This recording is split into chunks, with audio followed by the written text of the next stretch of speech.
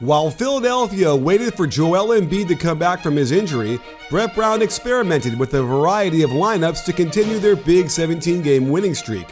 However, there was one 5-man grouping he really hadn't tried, and it took a Game 1 blowout of Miami for him to get creative.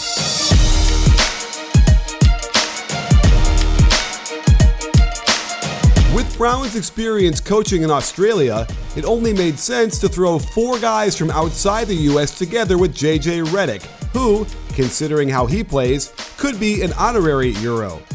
With a creator as good and as tall as Ben Simmons, this lineup presents all kinds of matchup problems that the Heat simply cannot deal with. During the whole regular season, sending Marco Bellinelli, JJ Redick, Ersan Ilyasova, and Dario Saric out there alongside Simmons only happened for 9 minutes, so I understand why Brown was reluctant to try it under the pressure of the playoffs. But when you see the advantage they have on offense, it's no surprise that this group has a plus 25.9 net rating.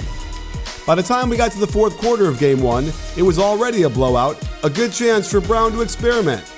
One thing it does is create weird defensive mismatches, as James Johnson was simply not prepared to pick up JJ Redick like he should have.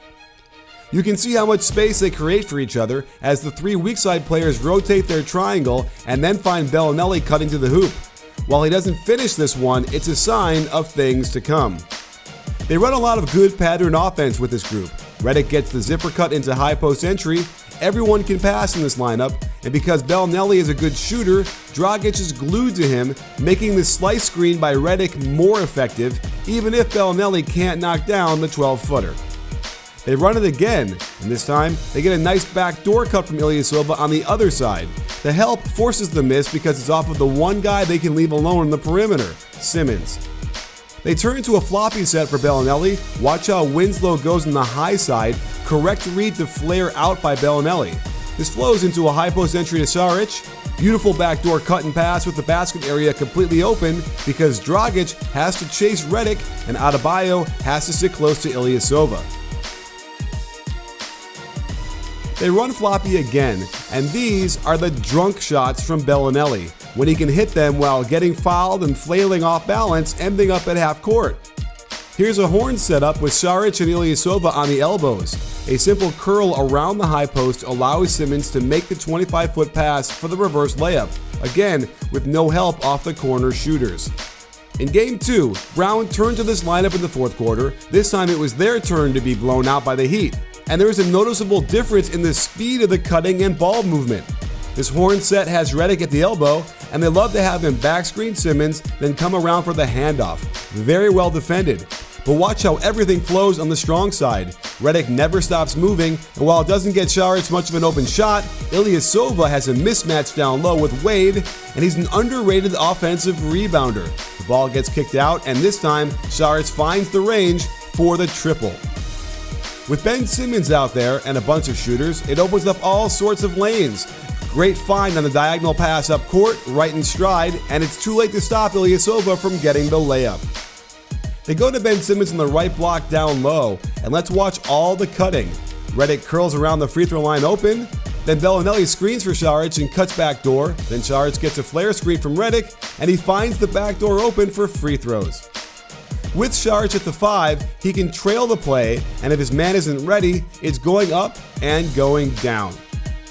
Their defense can pressure and is highly mobile, and when the Heat turn it over, it's a layup in under 4 seconds. Another horn set which serves to open up the basket area. This time it's Bellinelli at the elbow, and a simple ball screen parts the seas for a Ben Simmons Statue of Liberty. Inexplicably, Brown didn't use this lineup in Game 3, probably because Embiid was back and he had to juggle minutes. But in Game 4, they fell behind by 10 points and it was time to force the Heat to adjust to them.